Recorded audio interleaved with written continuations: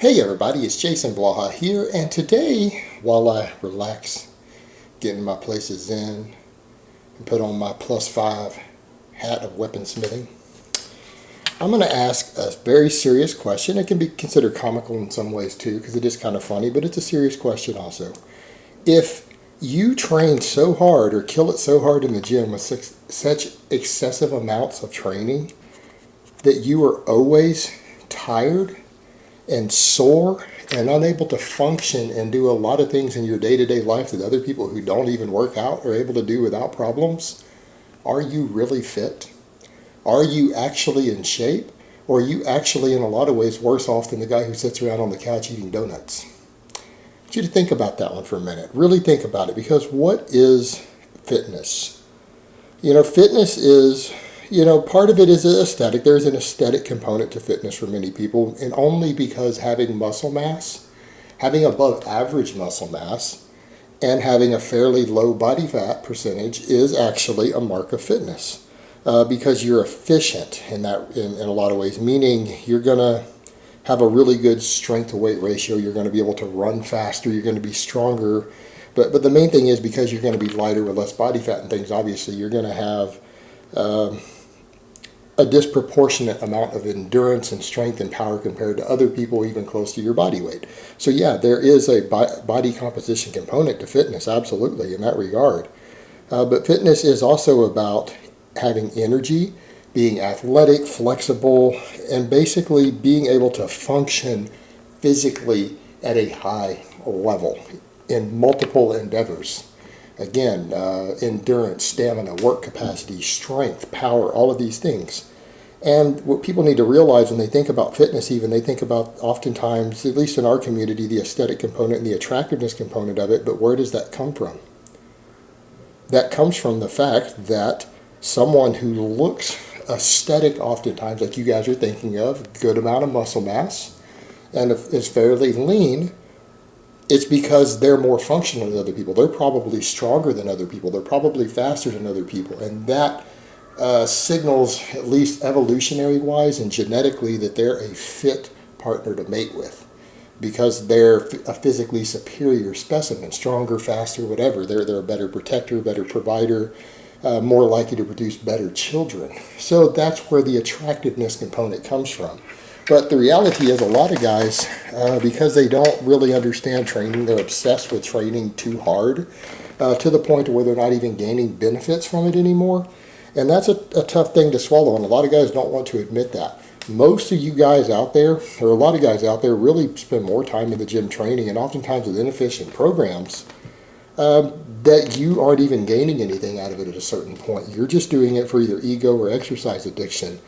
And oftentimes, again, the training programs are suboptimal in the sense that you might be sore and tired all the time from your leg day, and your legs are growing slower than someone else who doesn't even get sore and tired, doesn't have DOMs and everything, because they understand training better and they're actually on a superior program, even though you feel like you're putting in more volume and you're getting sore. So again, it begs the question, are you really fit? And I would say probably not. I mean, if you really think about it, again, you see people like that all the time. They train to the point to where their recovery impacts their ability to do physical things. They're tired and sore, and then they go to try to do something. They need to pick something up heavy. Like I've had several things I've had to do recently, just randomly people needed me to do, to where I had to exert a pretty heavy amount of force with no warm-up, no belts, no straps. Whether it was taking off an over-torqued lug nut, which I showed you guys, or the other day, my girlfriend's grandma needed a trailer picked up. Someone who had unhitched her trailer for her truck that she pulled things around in had left it there and didn't put a block under the jack on it, and it had sunk like 8 inches deep in the mud. That was at least 500-600 pounds, the end of that trailer, and I had to pick it up basically by hand so she could put it back on her trailer hitch. And again, that's something I had to do randomly. I don't even know if I had trained the night before or not. I might have, I might not have. But the thing is, if you're walking around in recovery mode all the time and sore, you're more prone to injuries if you ever have to do anything. So you're not really fit because you're too tired or sore to do things, or you're subject to injury because you've got all those micro tears that are never healing correctly because you've overdone it. and you're actually just injury prone walking around, or you can't function at your job. You can't have a physical job, or if you have a desk job, oftentimes you're tired and sore and complain about it. And so again, it begs the question, are these people really fit? And I would say no. And they're not actually enjoying the full benefits of a fitness-oriented lifestyle, because the thing is, guys, fitness should be about improving your quality of life, not just a one-sided goal of, hey, I want to be an amazing power lifter. Hey, so I want a 600 or 700 pound deadlift, or I want to look fantastic. I want to be really aesthetic, or whatever your one-sided goal is. That's not fitness. If it's not improving your quality of life and your health and your ability to function on a day-to-day basis and making you a physically superior specimen to everyone else, or at least the majority of people, that's not really true fitness, because we live in an unfit society. And I'll rephrase that again. Since we live in an unfit society where 90% of the population is out of shape, if you work out, you need to, at any given time, be able to display strength and stamina and work capacity beyond 90 to 95% of the population. And if you're not, I would say you're kind of wasting your time in the gym. You're not achieving true fitness if you can't do that. And a lot of that comes from, again, guys putting all their efforts into training so hard that they're training mindlessly to the point to where they're sore and they hurt and they're always not recovered. Well, that's not fitness. That's not improving your quality of life. If you don't feel good, if you don't feel better all the time than you did before you started working out, you're not fit. You should have more energy, more work capacity, be stronger, less sore. Your body should feel better all the time. I mean, if not, then why in the hell are you even training? Stop and think about that for a minute.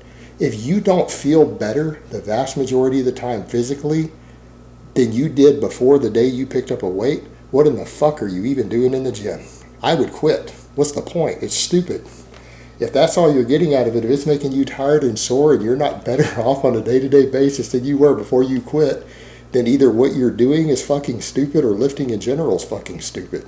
Why would you do that? This is about improving yourself and improving your quality of life. So if that's you, stop and think about that. Really think about if it's fucking stupid or not what you're doing.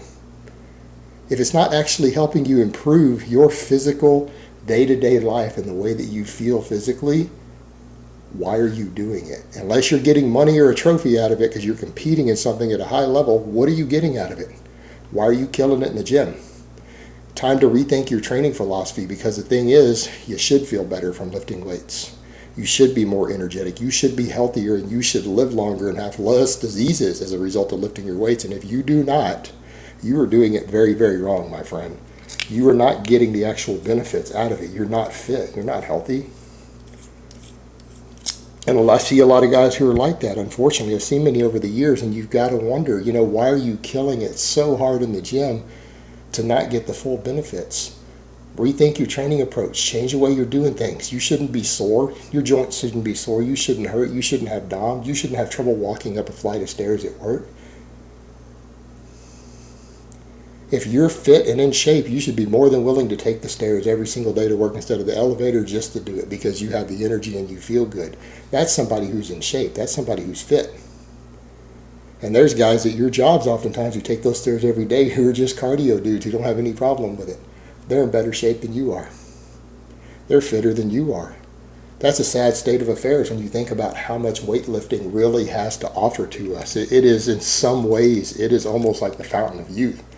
I mean, weight training has so much potential to improve so many different elements of fitness, but it's so sad that so many people misuse it, and they end up in several ways as far as their day-to-day life being worse off than they were. It's a silly concept of a leg day, coming in and only training your legs once a week and doing 15 sets. That's fucking stupid.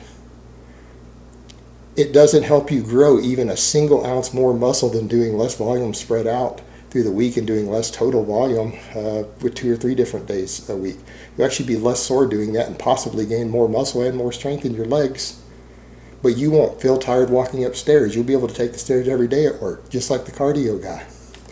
It's things like that. It's these ridiculous workloads and volumes that people put in on inappropriate frequencies who don't understand training programming or adaptation, who feel that way all the time. And it's reducing your fitness if you do that. I mean, just think about that for a minute though. It's fucking stupid. You're putting in time in the gym sometimes 5 days a week to not even get the benefits from weightlifting, to not be any more fit than the cardio dude who goes to your same job or goes to your school with you. With him ended up being in better shape than you when it comes to actually just day-to-day activities. That really sucks if you think about it when you're putting in that kind of work. And it's all down to people not training correctly or programming things correctly and just doing silly stuff they picked up from people off the internet who don't understand how the body adapts either. It's all this silly, some of this bodybuilding nonsense of, oh, hardcore, I got to be sore. I got to write programs specifically to make me sore and tired. They don't produce any more gains than more conventional proven methods that athletes use and have used for decades. And think about that. And how many of these YouTubers you see who have the same problems? They're talking about they're so sore and they got elbows that hurt and knees that hurt and joints that hurt and they get DOMs and everything else. Why in the fuck would you listen to somebody like that if you want to be fit, who's actually hurting and tired all the time? Think about that. They're fucking morons. They're not helping you. They're hurting you if you're doing what they're saying. They're hurting themselves. Fitness and lifting weights should make you feel better all the time, not worse. Alright guys, but that's really all I have to say on that today. I hope it's been informative, and I will talk to you guys next time.